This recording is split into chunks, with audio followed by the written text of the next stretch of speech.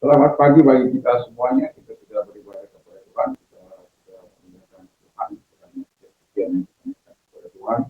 Bukan upaya yang harum dan mempertahankan hati, menyenangkan hati Tuhan. Dan saya mengucapkan juga bagi kita yang ada di luar sana. Salam Indonesia, salam Nusantara dari Sabang sampai Merauke dari Miangas sampai Pulau Rote. Mantalah iman kita, mantalah kasih kita, mantalah pengharapan kita. Tentunya dalam Yesus Kristus menjadi Tuhan dan selamat kita dan selamat kita. Jangan katakan bahwa Yesus bukan Tuhan, jangan katakan pula bahwa Yesus selamat, dia adalah Tuhan, dia adalah juru selamat. Kalau engkau percaya, engkau akan selamat. Engkau tidak percaya, engkau akan dihukum. Karena Yesus sudah berkata dalam Yohanes 3 ayat 36, Yesus sudah berkata dalam Yohanes 4 karena akulah jalan yang kebenaran dan hidup, tiada seorang sampai kepada Allah kalau tidak melalui aku. Dan Petrus mengatakan dalam kitab 4 ayat keselamatan tidak ada dalam siapapun juga selain dalam Dia Yesus Kristus. Karena di bawah kolom langit ini tidak ada nama lain yang diberikan kepada manusia yang olehnya kita diselamatkan. Yohanes 3:16, karena begitu besar kasih Allah akan dunia ini sehingga Ia mengaruniakan anaknya yang tunggal supaya setiap orang yang percaya kepadanya tidak binasa melainkan beroleh hidup yang kekal. Saya saudara kita semua yang percaya karena memperoleh hidup yang kekal. Dan kalau engkau percaya, engkau dan rumahmu akan diselamatkan sebagaimana kisah Rasul 16 ayat 31.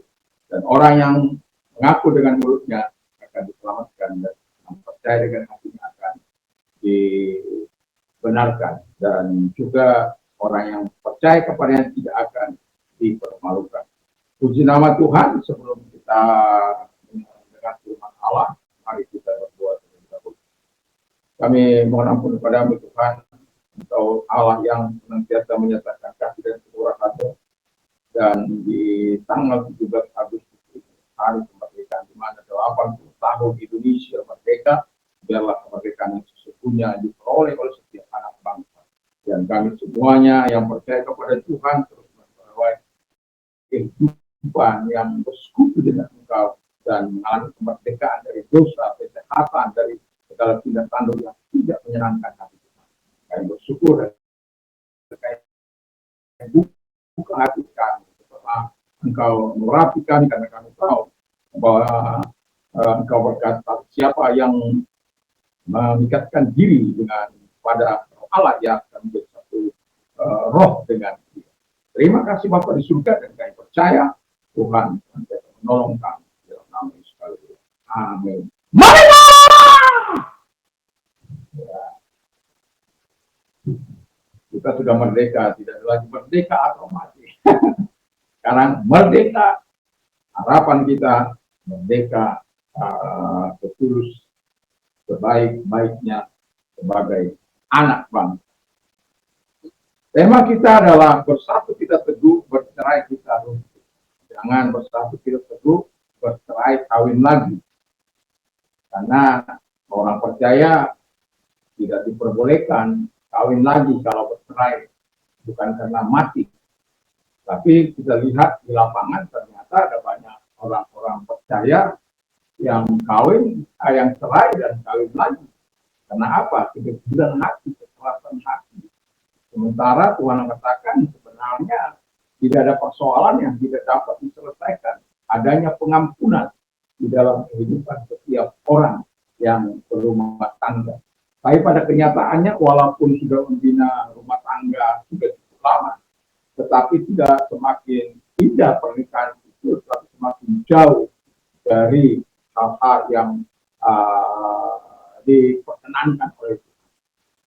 Karena situasi mengatakan ini sudah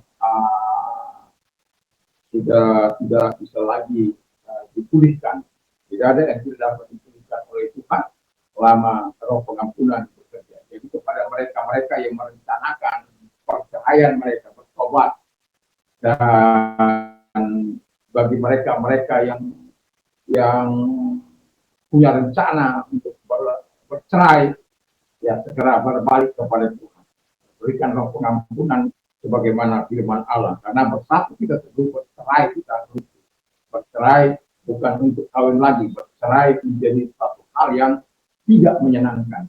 Nah, kita telah melihat minggu yang lalu saya katakan 350 tahun kita dijajah oleh Belanda. Kenapa? Karena Indonesia tidak bersatu. Tercerai berai satu dengan yang lain. Berdiri atas kelompok demi kelompok. Tidak ada menyatukan diri untuk melawan sang penjajah. Kalau kehidupan orang-orang atau bangsa ini berdiri atas agamanya masing-masing, kacau bangsa. Dan itu ada orang-orang yang memaksakan, sehingga ketika bukan sealiran dengan dia, bukan seagama dengan dia, akan dianiaya, bahkan diusir. Saya heran yang terjadi di Garut itu pemerintah yang bagaimana ini saya juga tidak tahu. Tetapi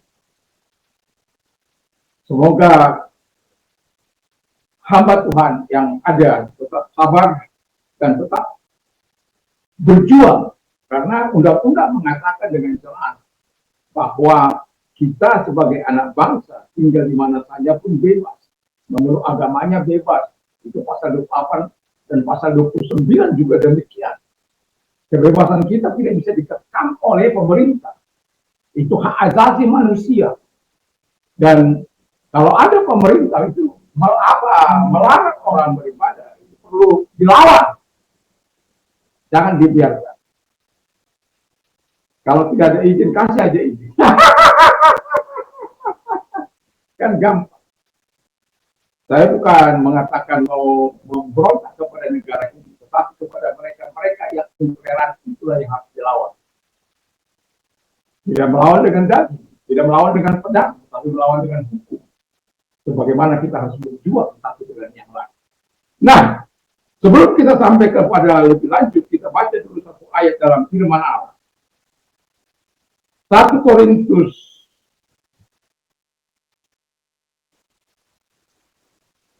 1 ayat 10.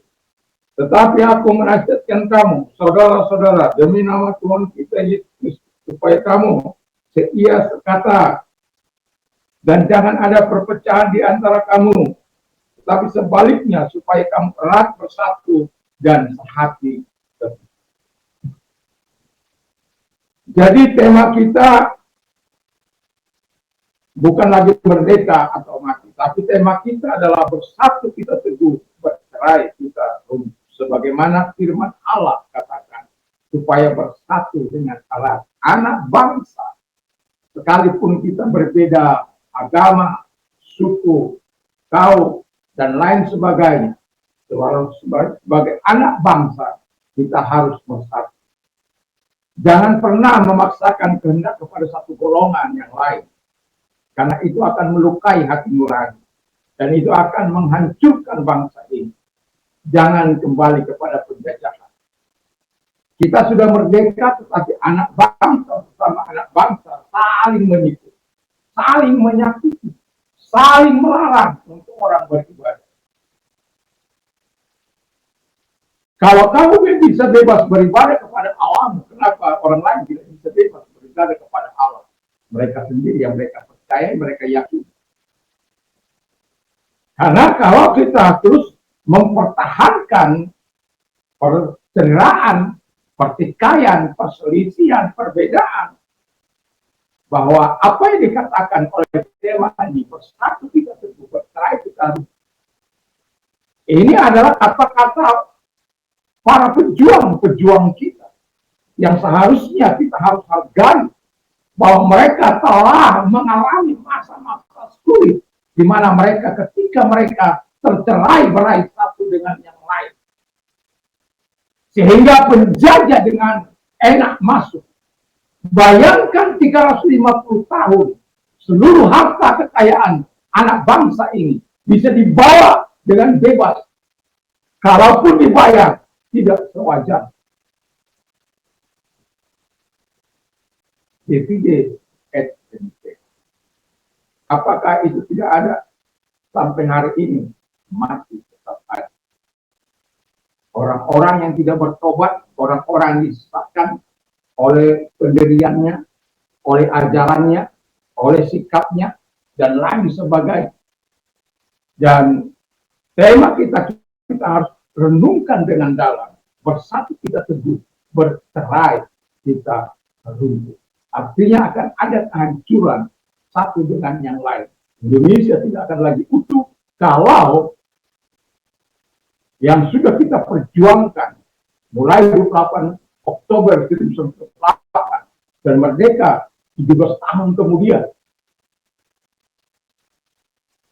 Bagaimana hari ini 17 Agustus 1945 kita merdeka, dan sekarang 17 Agustus 2025, 80 tahun kita sudah merdeka.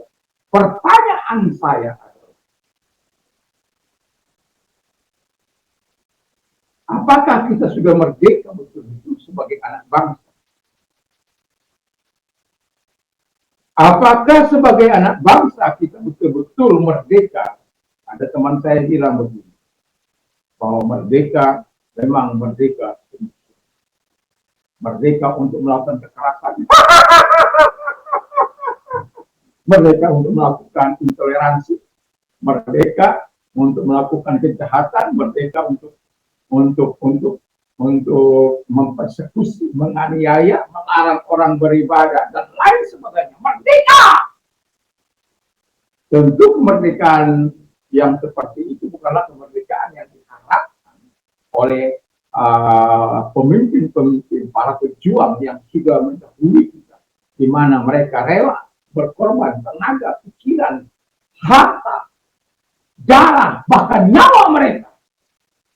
Mereka rela itu hanya dengan harapan besar kepada anak bangsa yang akan menjaga bangsa ini dan akan mengisi bangsa ini, mengisi perjuangan ini dengan baik dan benar juga, dan membangun baik itu moral, baik itu bangsa dan negara ini. Saya kadangkala bertanya dalam hati saya ketika saya melihat peristiwa Kigali, ada aparat di situ. Tapi aparat tidak bertindak apa-apa. Bahkan konon diduga aparat seolah-olah bersetuju. Ini kemerdekaan yang bagaimana? Sementara kita saat ini kita punya moto, ya. Coba mana tadi apakah undangan itu? Moto bersatu, berdaulat. Kalau kita bersatu, itu akan sesuatu yang sangat luar biasa. Dan luar biasa. Kalau kita bersatu, kita akan bisa membangun. Kalau kita bersatu, kita akan bisa apa saja kita bisa kerjakan. Tapi kalau kita bercerai, tercerai-berai, terpecah belah, berdiri atas golongan-golongan masing-masing, hancur negara. Makanya bersatu, moto yang ada saat ini, bersatu, berdaulat, rakyat sejahtera, Indonesia maju. Tentu harapan kita betul-betul ini bukan hanya slogan, bukan hanya slogan dari yang di atas sana, tapi di bawah melakukan kekerasan tidak dihentikan, tidak ditangkap, kalau tidak viral didiamkan, dan lain sebagainya. Itulah yang terjadi. Dan kemerdekaan yang kami inginkan adalah kemerdekaan di mana setiap orang bukan merdeka untuk melakukan kekerasan, bukan merdeka untuk melakukan kejahatan, bukan merdeka untuk mempersekusi orang lain, tapi kemerdekaan yang saling menghargai, menghormati, mengasihi satu dengan yang lain. Jangan pakai kemerdekaan ini hanya untuk menyelubungi segala kejahatan. Jangan pakai kemerdekaan ini supaya kita bisa melakukan apa-apa yang berbuat jahat. Jangan pakai kemerdekaan itu hak dengan hal seperti itu. Nah, kita masuk kepada topik di mana Alkitab katakan bersatu kita teguh, judul kita bersatu kita teguh, bercerai kita teguh. Saya mau katakan orang-orang yang bersatu akan dapat hidup seia sekata.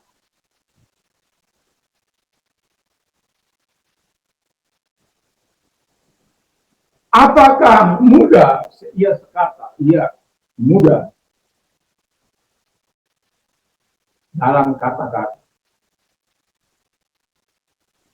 tapi sulit dalam tindakan dan perbuatan. Bahkan kadangkala pemimpin saja bertolak belakang antara perkataan dan perbuatan. Setelah viral peristiwa Pati, di mana 250% menaikkan, ternyata hampir seluruh pemimpin menaikkan pajak tanpa diketahui oleh masyarakat. Ada yang kecil, ada yang besar, ada yang 400%, 400% itu tidak masalah. Tapi setelah viral itu, wow. Dan yang lebih gede lagi, 1000% di Cirebon. Saya kagum itu kepada Pak Dedi. Ya. Di tengah-tengah situasi masyarakat yang sedang sulit,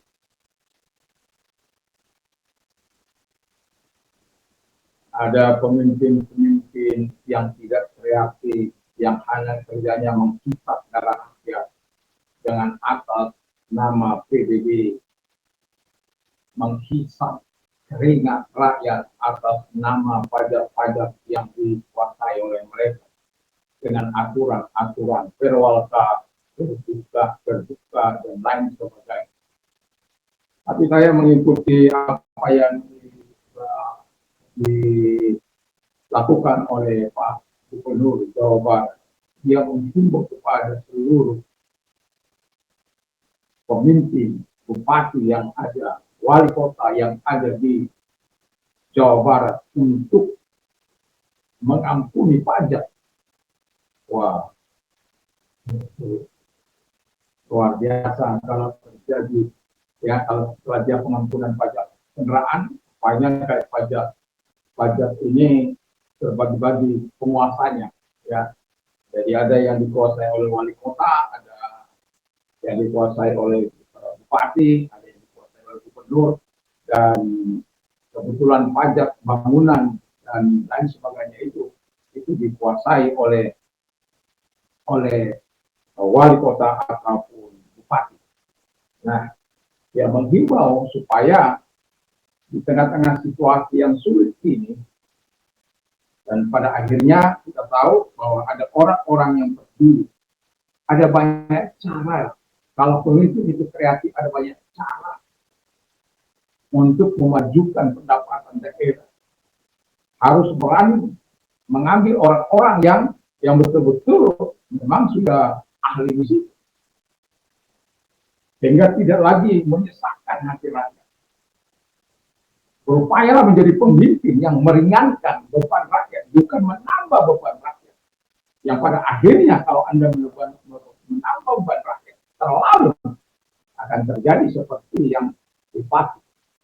Dan pada akhirnya yang tadinya berdampak apa, yang hanya soal pajak, tetapi sekarang ini berdampak kepada meminta penghentian kepada sang bupati.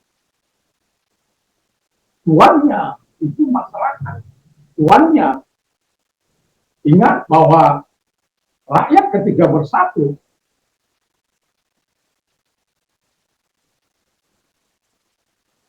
tidak ada yang dapat menghadangnya.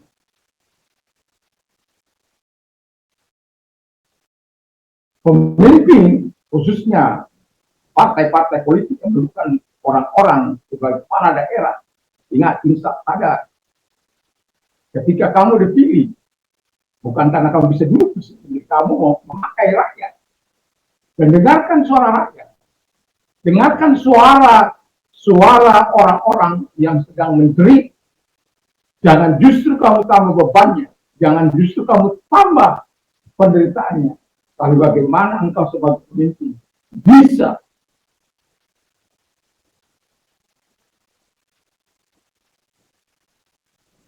membuat yang berat itu menjadi ringan. Itulah pemimpin. Bukan pemimpin menambah beban. Bukan pemimpin malah menyiksa rakyat. Menyalahgunakan kekuasaan. Korup dan lain sebagainya. Dan kita tahu Sudewo. Itu kena. Dan walaupun sudah dikembalikan, itu bupati Pati itu. Tapi yang mau saya katakan adalah, jadilah pemimpin yang memperhatikan hidup rakyat. Jadilah pemimpin yang hidup sungguh-sungguh memperdulikan. Kalau ada hal kesusahan, coba lembut. Jangan pakai sendiri. Jangan katakan saya ini bos, saya ini pemimpin, saya merdeka untuk menyatakan keputusan. Saya merdeka. Saya dengar malah rakyat pasti itu karena ditantang.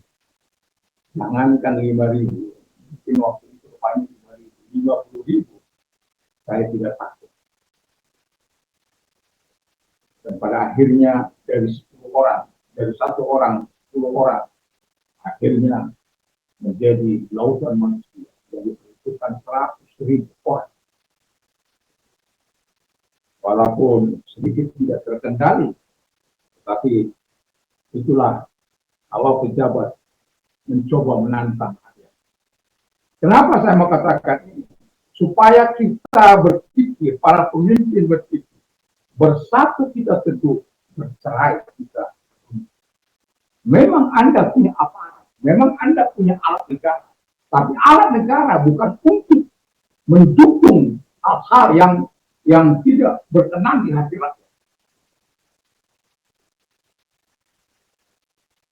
Dan pada akhirnya wali kota Cirebon juga pada akhirnya mencabut. Ya untungnya belum sampai terjadi demo. Ya, 1000%. Luar biasa. Ini namanya bukan menyatukan. Pemimpin bukan menyatukan, tapi menghancurkan. Menginginkan supaya rakyat bercerai-berai. Jadilah pemimpin yang berpikir untuk menyatukan segala kekuatan. Karena kalau pemimpin berpikir menyatukan segala kekuatan, setiap sekarang itu seiring sejalan, seirama senada, itu akan menjadi mudah. Dan ketika itu terjadi, maka pembangunan akan dengan baik bisa terlaksana. Rakyat akan bisa bekerja dengan optimal.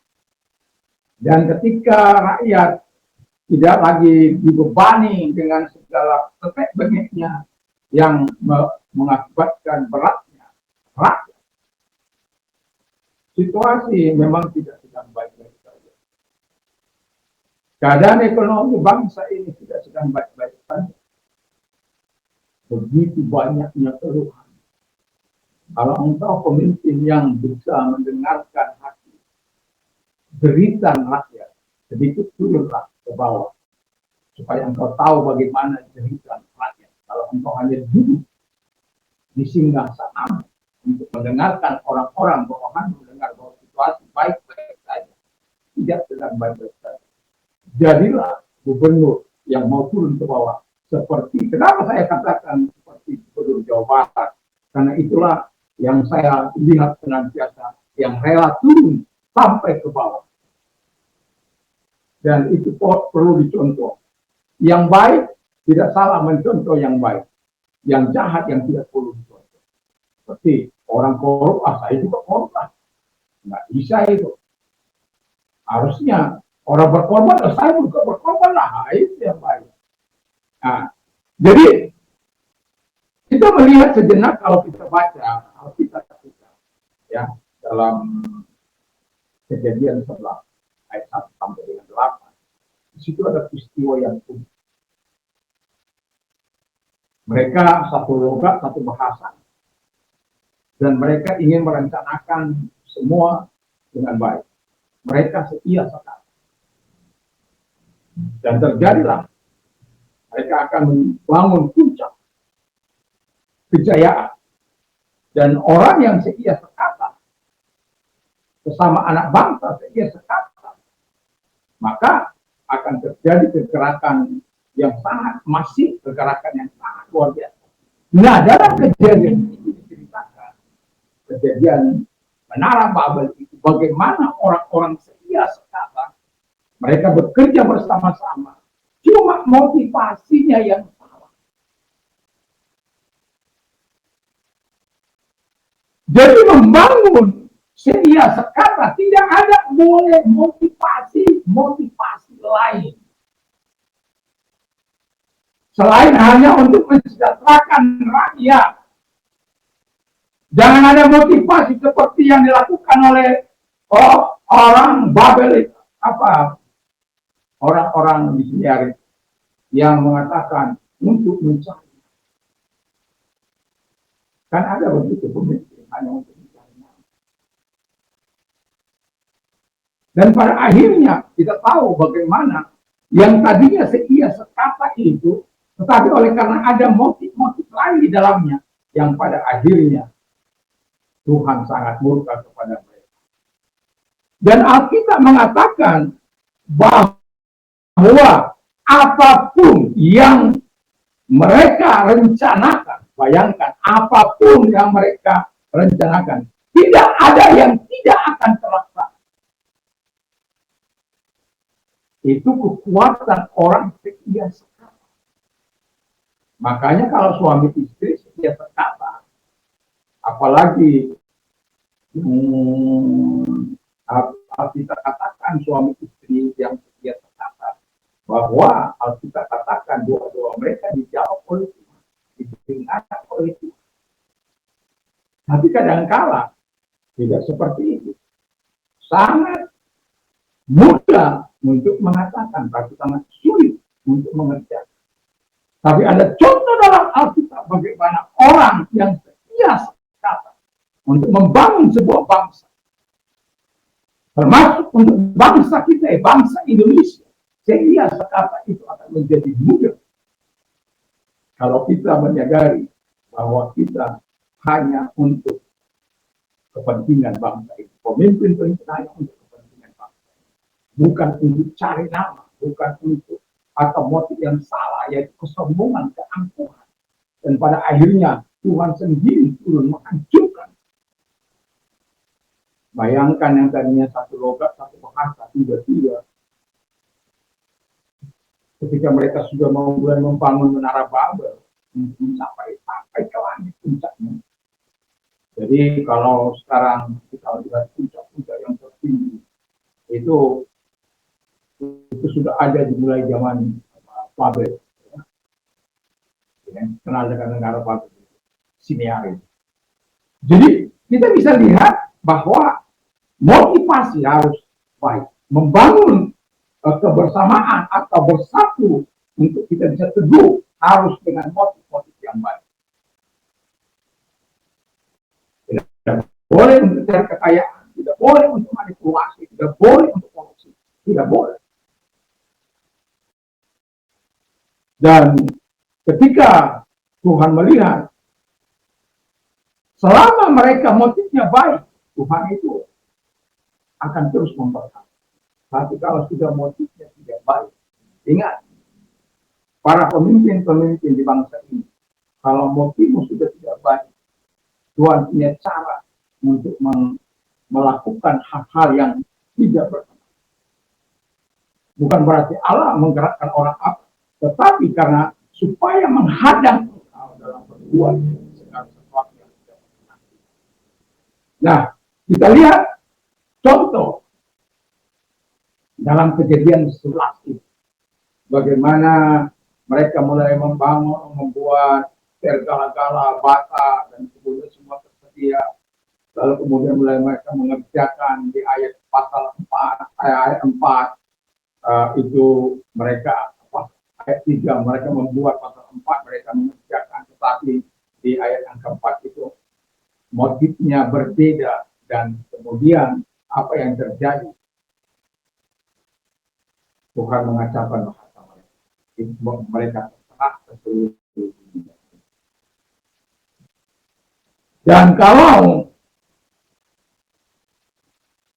kita menyadari bahaya tidak seia kata, itu bisa terjadi perceraian. Makanya kalau orang sudah katakan kami tidak lagi bisa berkomunikasi dengan baik, kami tidak lagi, itu alasan-alasan lain tidak lagi seia kata. Jadi lebih baik daripada menyiksa diri, lebih baik cerai. Kalau orang di luar sana mungkin cerai tidak ada masalah. Tapi kalau orang-orang percaya cerai itu ada masalah. Di mana Tuhan? Di mana kasih Allah? Di mana Roh Kudus? Di mana firman Allah yang menyatukan engkau? Dan Alkitab katakan, but he who is joined to the Lord is one spirit with him. 1 Korintus 3 ayat 7. Tetapi siapa yang mengikatkan dirinya pada Tuhan menjadi satu roh. Jadi kalau kita masing-masing mengikatkan diri kepada Tuhan, seia sekata dengan Tuhan, tidak pernah ada lagi bercerai. Hanya setan yang membuat kita bercerai-berai. Hanya iblis yang membuat kita bercerai-berai. Dan kuncinya adalah bersatu kita bercerai kita. Tentu kita tidak ingin keruntuhan, kita ingin kedaulatan seperti apa yang model di tahun 80 tahun Indonesia merdeka, bersatu, berdaulat, rakyat sejahtera Indonesia. I hope so. Saya berharap demikian. Tapi jangan ada lagi orang-orang berpikiran. Kalaupun ada, segera pemerintah menangkap, memproses, apalagi pejabat, segera turunkan itu. Kalau sampai pejabat intoleransi, itu segera diturunkan. Kok enak sekali dia. Tentunya bukan saya. Memangnya tanah airnya. Memangnya garap itu miliknya. Milik pejabat itu.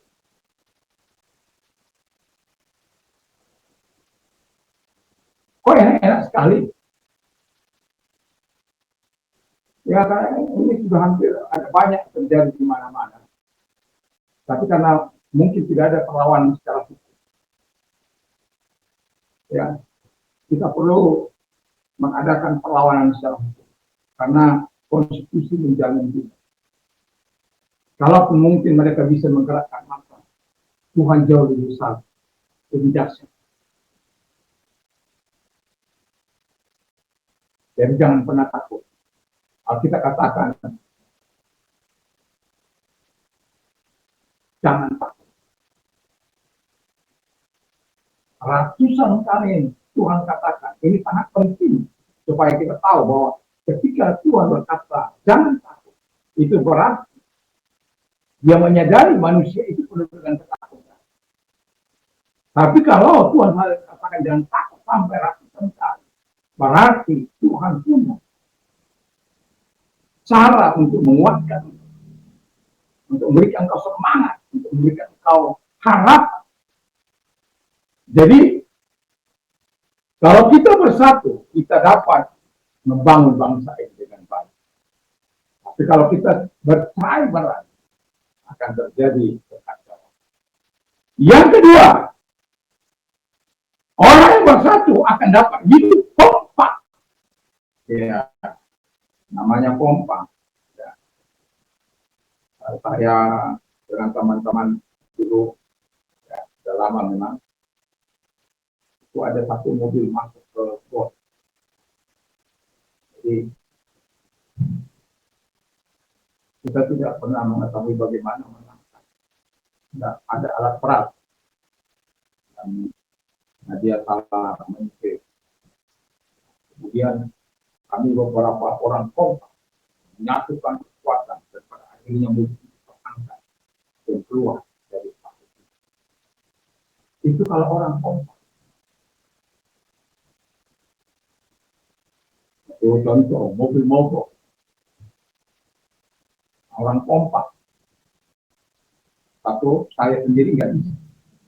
Tapi ada beberapa orang kemudian ikut Kemudian ini memang kejadian-kejadian real tentang kekompakan. Lalu kemudian berdorong bersama-sama, akhirnya mobil itu kembali. Satu lidi itu tidak ada kekuatan, akan mudah dipatahkan. Coba disatukan, akan sulit Anda mematahkan. Kalau sampai setumpuk satu genggam, Anda akan sulit mematahkan. Walaupun yang tadinya dia hak. Tapi ketika mereka bersatu, Anda akan sangat sulit mematahkan. Demikian orang-orang yang kompak, orang-orang yang bersatu, orang-orang yang erat bersatu. Bersatunya erat. Wah, itu kita lihat gereja mula-mula bagaimana di tengah tekanan oleh para penguasa pada waktu penguasa Romawi, oleh kaisar-kaisar yang tidak bertobat, bagaimana Kristen diadu domba satu dengan yang lain. Kristen tidak pernah membalas yang jahat dengan yang jahat, tapi Kristen membalas yang jahat dengan yang baik. Dan pada akhirnya kita tahu bahwa ada orang-orang yang berniat, katakan itu Kaisar Nero, tetapi Tuhan tetap menjaganya hingga hari ini. Yang saya mau katakan adalah setiap hal-hal yang jahat akan bisa dihancurkan oleh Tuhan. Setiap orang-orang yang berniat jahat terhadap orang-orang benar bisa dihancurkan oleh Tuhan. Dan itu sebabnya sebagai orang percaya, hiduplah benar. Sehingga ketika engkau dipersekusi orang lain, Tuhanlah yang akan menolong.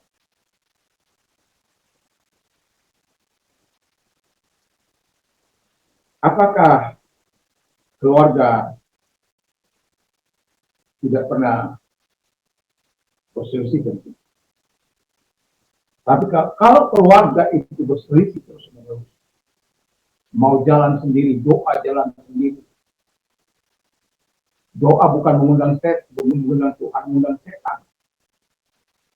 Kenapa saya katakan doa mengundang setan? Ada banyak hal yang seperti bukan Tuhan yang disembah, tapi setan. Setan bikin dia tidur. Setan bikin dia tidak mau buka suara untuk menyembah Tuhan. Setan membuat dia menyombongkan dirinya, merasa dirinya hebat, merasa dirinya luar biasa. Dia tidak mau tahu dengan orang di sekitarnya. Hanya karena mengikuti keinginan setan. Orang bangun pagi-pagi sekali memuji menyembah berseria kepada Allah mereka. Sementara kita kadang kala bangun sudah bangun jauh jam, masih ngantuk, masih apa? Karena dia ini kamu katakan kompak untuk melakukan kejahatan itu tidak baik. Tapi kalau kompak untuk melakukan hal yang baik, maka saya mau katakan apa yang terjadi pada gereja di tengah-tengah aniaya, di tengah-tengah pembakaran, itu dibakar hidup-hidup, diadu dengan singa, dia macam-macam segala penderitaan mereka alami. Itu gereja ini. Apakah gereja menjadi mundur? Tidak. Gereja maju dengan pesat. 3.000, 5.000 dan seterusnya. Oleh karena pekerjaan. Saya mau katakan, gereja semakin teraniaya, semakin cepat bertumbuh. Gereja semakin dianiaya, semakin banyak orang-orang yang berseru kepada Tuhan. Dan itu akan mengubah atmosfer di kota di mana kita ada, yang orang-orang yang betul. Dan itu sebabnya saya mau katakan, kompak itu penting. Karena katakan bersatu, orang yang bersatu kita dapat hidup kompak, bersatu dengan yang lain, erat satu dengan yang lain. Kenapa? Sudah kompak. Kalau orang kompak, tidak ada yang bisa diselesaikan. Walaupun itu menurut kami mengangkat mobil itu adalah hal yang tidak mungkin. Tapi karena kompak, dihitung 1, 2, ya! Sama dengan kemerdekaan yang kita rebut. Bambu runcing menghadapi senjata itu mustahil. Tetapi apa yang tidak mungkin, itu bisa menjadi mungkin. Karena apa? Adanya kekompakan, adanya bersamaan, bersatu. Jadi kalau kita tidak kompak, ada juga akibatnya tidak kompak. Adanya perpecahan, perselisihan, pertengkaran, dan pemimpin-pemimpin yang mencoba dengan keangkuhannya, yang naik dengan segala tipu muslihatnya, tidak akan pernah membawa kekompakan yang tidak. Tidak akan pernah. Tapi kalau pemimpin yang naik atas nama kebersamaan, itu akan dengan luar biasa. Tapi kalau tentu ada grup-grup, ada golongan-golongan.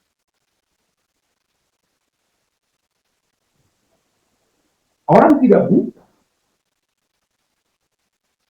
Dan itulah perlunya kekompakan. Kalau firman Allah katakan kompak di dalam Tuhan. Bangsa ini harus kompak dalam Pancasila. Bineka Tunggal Ika harus dihargai. Berbeda, tetapi tetap satu Indonesia. Saya Kristen, Anda Muslim. Yang satu Katolik, yang satu Buddha, yang satu Hindu, yang satu Konghucu. Tapi kita bersama yang lain aliran kepercayaan. Bukan saling menafikan. Bukan saling membujak. Bukan saling, ya kalau kamu, saya bangga punya diri. Yesus berkata begini, whatever you are meant to do to me, you also to get. For this the law in the past. Matius 7 ayat 12. Apa saja yang orang ingin lakukan kepadamu, lakukan jugalah demikian kepada mereka. Artinya ini tindakan positif dari kita. Bahwa ketika kita menginginkan orang mempedulikan kita, kita harus peduli. Apalagi kalau orang itu melakukan kekerasan, katakan orang melakukan kekerasan, akan ada balasan yang setimpal. Tapi Yesus mengajar dengan jelas, dengan hukum positif, bahwa kita harus melakukan hal-hal yang baik.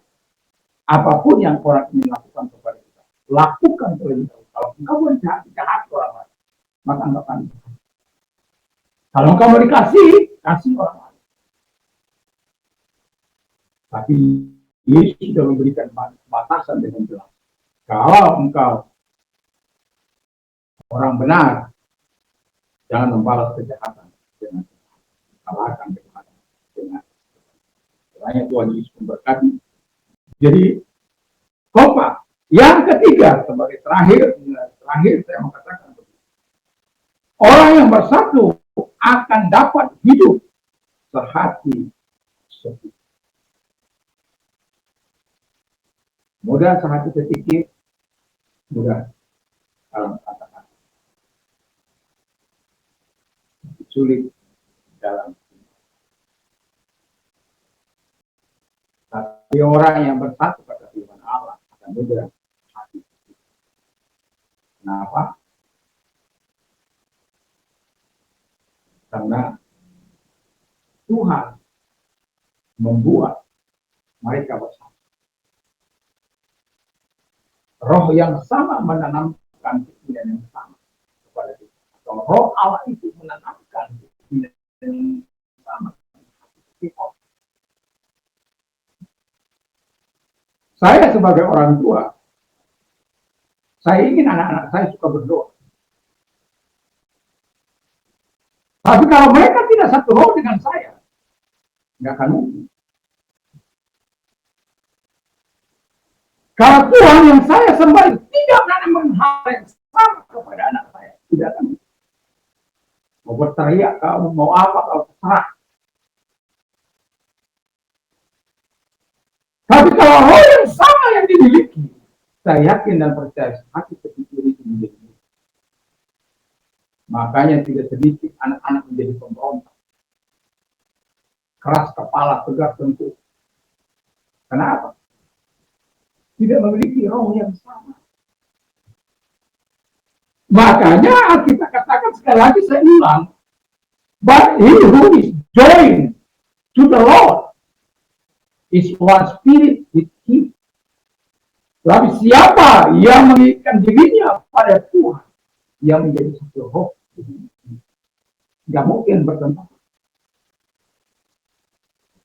Kenapa bertentangan? Ketika terjadi orang marah, tidak lagi sesuai dengan apa yang diharapkan.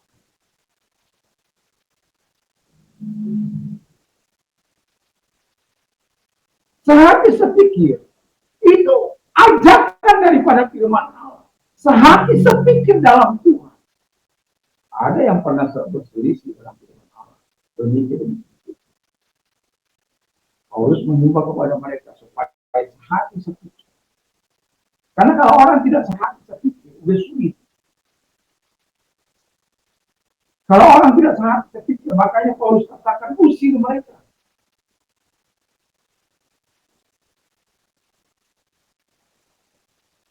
Tuhan saja mengusir itu.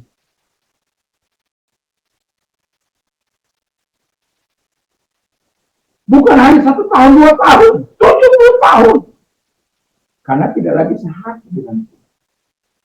Di mana Tuhan rindu memeluk mereka, rindu bersahabat dengan mereka.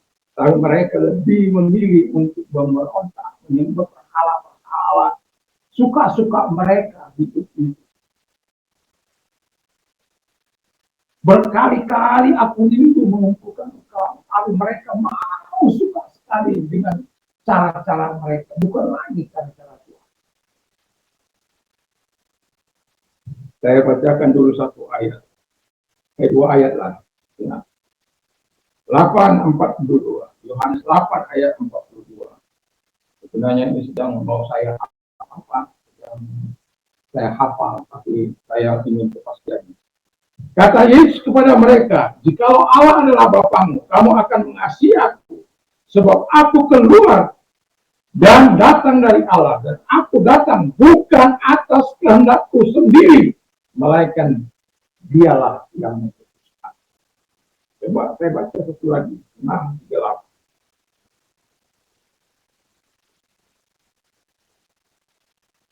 Demikian bunyi firman Allah. Barang siapa percaya kepadaku seperti yang dikatakan oleh kitab suci dari dalam hatinya. 6:8 itu juga.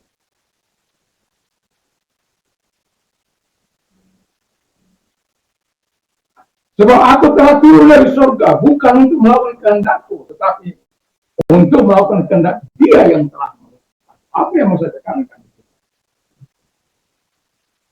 Ketika kita hidup bersama dengan Tuhan, kita telah kiri melakukan kehendak Dia. Kita mau sehati sepikir, kita harus sehati sepikir dulu dengan Dia.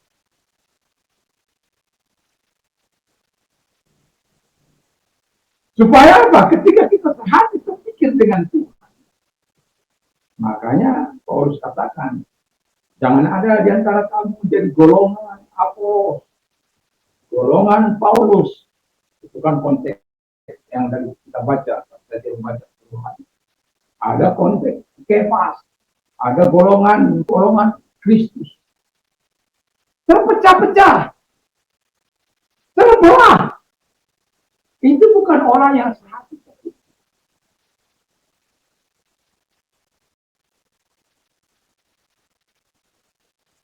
Dan itu sebabnya saya mau katakan, mari kita satukan hati kita dengan Roh Tuhan. Kalau kita satukan hati kita dengan Roh Tuhan, maka kita tidak lagi melakukan diri, tapi kehendak Tuhan yang kita lakukan dalam hidup. Betapa banyaknya manusia melakukan hanya kehendaknya. Pada akhirnya, apa yang dikatakan oleh firman Allah, kita abaikan. Dan saya mau menutup dengan apa yang saya katakan tadi di awal. Bagaimana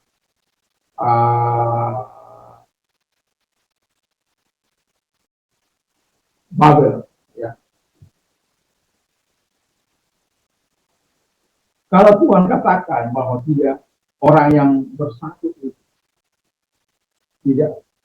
tidak ada satu pun yang direncanakan yang tidak akan terlaksana. Itu orang yang bersatu. Bangsaku dengarkan ini. Tidak ada yang tidak terlaksana. Kalau orang bersatu, apapun rencana mereka akan terlaksana. Kita punya keinginan menjadi Indonesia yang maju, rakyat sejahtera, bersatu, berdaulat. Tapi saya mengharapkan kepada para pemimpin, petinggi-petinggi bangsa ini, terutama aparat kepolisian yang menjaga keamanan di setiap daerah. Kalau engkau mendengarkan kejahatan, bertindaklah. Kau diberikan menyandang pedang, menyandang Alkitab katakan supaya engkau bisa menggunakan itu, tapi bukan untuk membunuh. Bukan untuk membiarkan kejahatan. Itu sebabnya mengerikan kejahatan spiritual. Kekerasan atas nama agama itu sangat mengerikan. Sampai polisi pun takut. Nggak berani. Kalau orang sudah bertindak berdasarkan kekerasan nama agama, bahaya.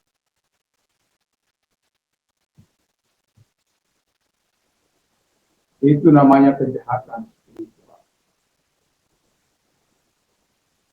Mari kita sebagai anak bangsa, kita menghargai saling.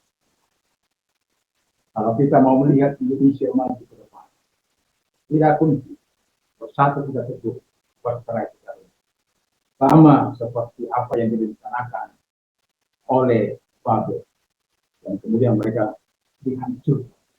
Karena saya katakan tadi, motif yang tidak baik, mencari nama, kesombongan, dan pada akhirnya Tuhan menghancurkan mereka dan menceraikan. Saya membaca sebuah buku, saya tapi lupa pengarangnya, karena sudah cukup lama. Kalau sebuah bangsa belum sampai genap usianya 100 tahun, dan bangsa itu akan selalu tergoncang.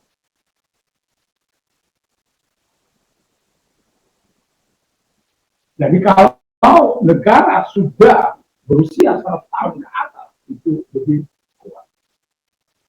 Dan kita lihat, tidak satu dari mulai 1945, tidak satu kali Indonesia mengalami pemberontakan. Ada kolonel Sembolo, ada DITI, ada RMS, ada Papua, ada Aceh Merdeka, dan lain sebagainya. Itu artinya kita belum genap 100 tahun. Nah, itu sebabnya para pemimpin harus ingat, bersatu kita teguh, bercerai kita runtuh. Hukum harus menjadi panglima tertinggi. Hukum harus ditegakkan secara utuh, bukan pasif. Bukan karena mayoritas dia bisa melakukan kejahatan. Bukan karena mayoritas dia bisa mempersekusi orang-orang yang tidak beriman dengan dia. Bukan. Kalau kita lihat begitu banyaknya pengajar-pengajar itu, hanya beberapa orang sih.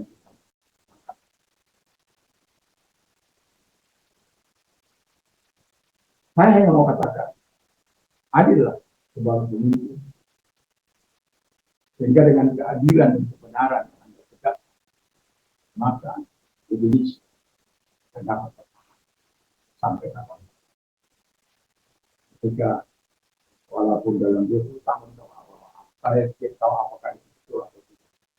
Tapi dia telah menunjukkan data-data. Dia sudah tahu semua. Jangankan negara adik kuasa saja yang luar biasa. Soviet hancur.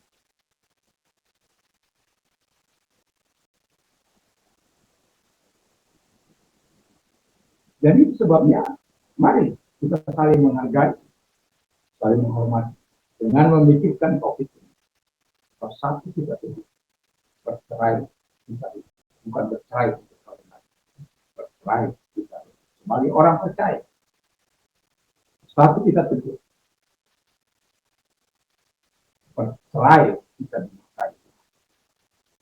Sebagai orang percaya, saya mau katakan, jangan pernah ada di benaknya untuk ada perceraian. Saya bukan tidak pernah mengalami masalah itu. Hampir-hampir nyaris saja. Nyaris. Kenapa saya katakan nyaris? Karena ini ada hubungannya dengan saya juga. Ketika itu kami baru menikah 6 bulan. Setiap kali ada persoalan saya pulang. Setiap kali ada. Ya maklum orang Batak, orang China mungkin berbeda. Bukan mungkin nanti memang ada banyak perbedaan. Setiap kali itu terjadi, bukan sekali, 2 kali, bukan 3 kali, 4 kali, puluhan kali. Setiap ada masalah, dia selalu menimpa pakaian. Dan saya disuruh mantap. Tentu saya sebagai apa yang firman Allah jadi satu kali di puncak itu saya ingat betul mau pergi. Saya katakan sama dia dalam nama ini saya akan lakukan apapun yang kamu katakan. Kalau engkau berangkat atau keluar dari pintu rumah ini, maka saya akan melaksanakan apa yang kau inginkan. Kamu tidak berpisah, tidak berpisah. Tapi Tuhan, saya katakan, andai kata Tuhan itu memperbolehkan saya sudah menyatakan. Tapi apapun pilihan ini, bukan hak saya. Tapi kalau kau paksa, saya relakkan. Tapi untungnya Tuhan membuat itu yang begitu.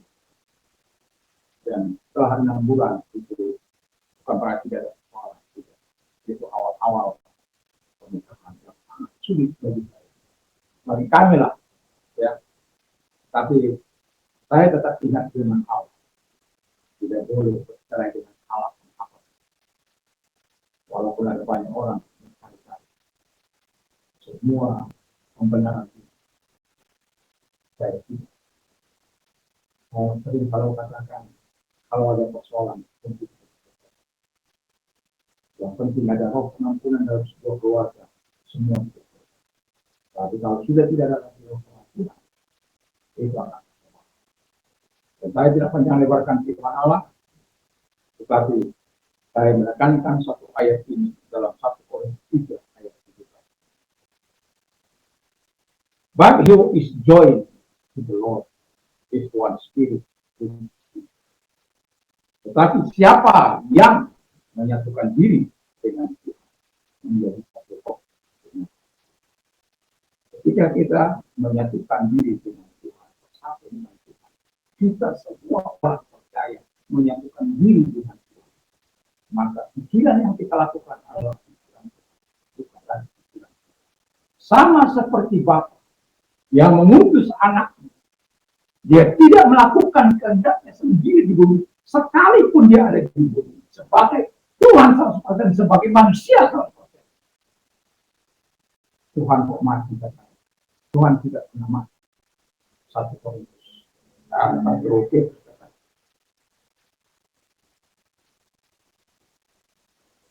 Terus 3:18 Tuhan tidak pernah mati.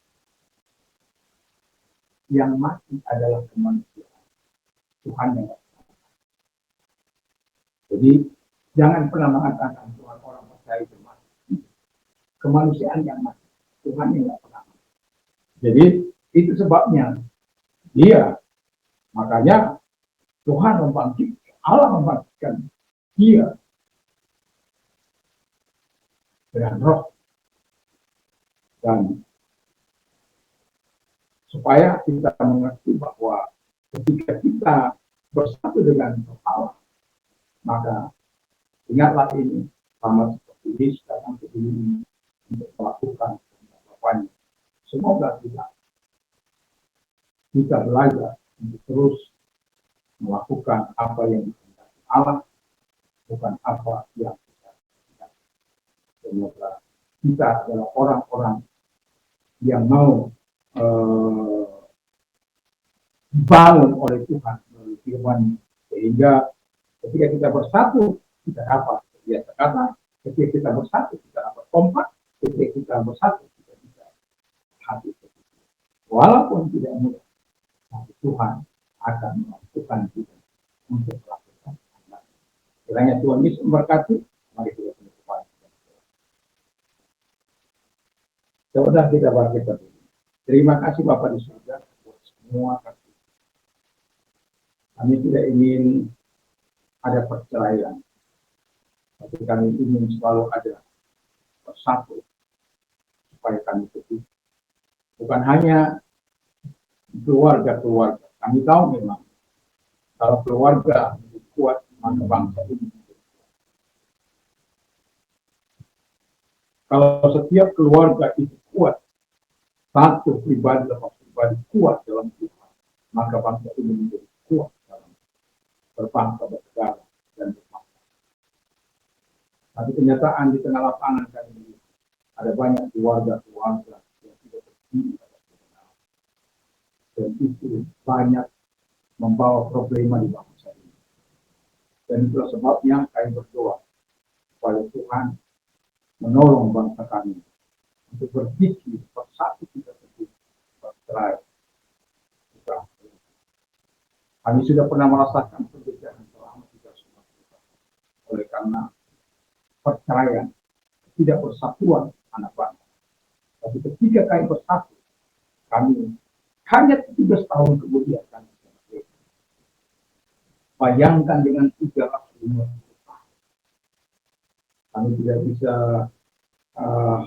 bayangkan yang demikian rupa oleh karena tidak bersamaan atau tidak satuan kami atau kami tercerai berai, kami harus mengalami penjelasan yang cukup banyak. Dan seharusnya anak bangsa ini mengerti sehingga tidak ada lagi penjejahan di tengah-tengah kemerdekaan ini, bahwa usia yang 80 tahun kami sudah menjadi kakek-kakek sebenarnya. Tapi apakah yang dilakukan anak bangsa? Masih berpikir parsial, masih menunjukkan golongan, ras, dan lain sebagainya. Sebagai anak bangsa, kami harus bisa berpikir sebagaimana statement daripada pendiri bangsa ini, bersatu kita teguh, bercerai kita. Semoga kami anak bangsa yang hidup hari ini mengisi kemerdekaan ini, dan hari-hari yang akan datang betul-betul kami menjaga persatuan ini, sehingga kami saling menghargai, saling menghormati satu dengan yang lain. Kami bisa hidup berdampingan satu dengan yang lain. Terima kasih Bapak di surga. Kami sungguh bersyukur. Kami berterima kasih kepada Bapak di surga dalam nama Tuhan. Diberkatilah bangsa kami ini, dan Presiden kami sekarang ini maupun waktunya diberkati untuk menjadi pemimpin yang sungguh-sungguh, yang berani bersuara atas bangsa ini Bapak di surga. Ketika aparatnya tidak bertindak, ya boleh Bapak di surga bertindak untuk melakukan supaya sungguh-sungguh memberikan rasa nyaman kepada setiap individu, kepada setiap pemeluk agama, siapapun. Tidak ada uh, tidak ada namanya kekerasan mayoritas atau kekerasan tirani Bapak di surga dari orang-orang yang minoritas. Dan kami ingin bangsa ini tetap utuh sampai selamanya, selama dunia ini ada, Indonesia. Kami harapkan ada. Semoga Tuhan Bapa di surga menolong sehingga bangsa ini tetap menjadi bangsa yang diberkati, karena bangsa yang mengenal Tuhan, karena bangsa yang mempercayai Engkau sebagai Tuhan dan Tuhan. Terima kasih Bapa di surga, kami bersyukur, kami berterima kasih, dan kami juga berdoa untuk ulang tahun bangsa ini yang ke-80 tahun bersatu dan berdaulat Bapa di surga, dan bersatu dan berdaulat, dan kemudian rakyat sejahtera Indonesia. Harapan kami demikian. Semakin usia kami semakin subur, biar kebersamaan kami semakin akrab, semakin hidup oleh karena kita sebagai anak bangsa oleh Pancasila yang ada dalam. Terima kasih. Undang-undang yang ada ialah tidak hanya sebagai formalitas, tapi sungguh-sungguh dijalankan dengan baik. Terima kasih Bapak di surga. Tidak ada peraturan menteri, peraturan apapun yang seharusnya berlawanan dengan konstitusi. Tapi kami banyak menemukan hal-hal yang bertentangan dengan konstitusi. Tapi apapun itu, ketika kami berdialog, ada banyak karena alasan-alasan politis. Kami hanya bisa doakan sehingga bangsa ini jangan karena alasan politis kami bisa dihancurkan satu dengan yang lain. Kami biarkan sebagaimana para pejuang kami bersatu untuk mengisi, merebut kemerdekaan. Kami sudah merdeka, dan biarkan kami mengisi kemerdekaan dengan baik. Dan terima kasih Bapak di surga. Dan berdoa kiranya Tuhan menolong kami. Gereja Tuhan diberkati oleh bagaimana keberanian. Tuhan umat diberkati oleh hadir bersama-sama kami diberkati oleh. Dan tetangga kami sampai tumbuh Tuhan berkati. Gubernur kami juga Tuhan berkati. Di dalam nama Tuhan supaya wali kota kami juga diberkati. Dalam pemerintahan kepala daerah di provinsi diberkati dari provinsi. Kiranya Tuhan memberkati kami menjadi bangsa yang bersatu bersama sampai waktu dari kiamat sampai di mana pemerintah kami melakukan keadilan, kebenaran yang sungguh, sehingga pemerintahan ini adalah pemerintahan yang dihormati, dihargai, bukan pemimpin-pemimpin yang lahir hanya untuk mencari kepentingannya sendiri, yang lahir untuk kepentingan golongannya, tetapi pemimpin-pemimpin yang kami harapkan adalah pemimpin yang bisa mendengarkan cerita rakyat, yang bisa memberikan kontribusi yang baik bagi masyarakat ini. Itulah sebabnya dia angkat menjadi pemimpin, bukan untuk menjadi penguasa, menjadi penindas, tapi mengayomi, memberikan yang terbaik dalam kepentingannya selama dia memimpin dimanapun di bangsa ini. Terima kasih, dan bersyukur, kami berterima kasih. Gereja Tuhan diberkati, umat diberkati, usaha mereka, anak-anak diberkati, keluarga mereka diberkati. Terima kasih, dan dalam nama itu. Sekarang pulanglah dengan membawa damai sejahtera Tuhan. Kecintaan Bapa dan Surga, persekutuan kuasa menyertai mereka sampai pada dalam. Amin.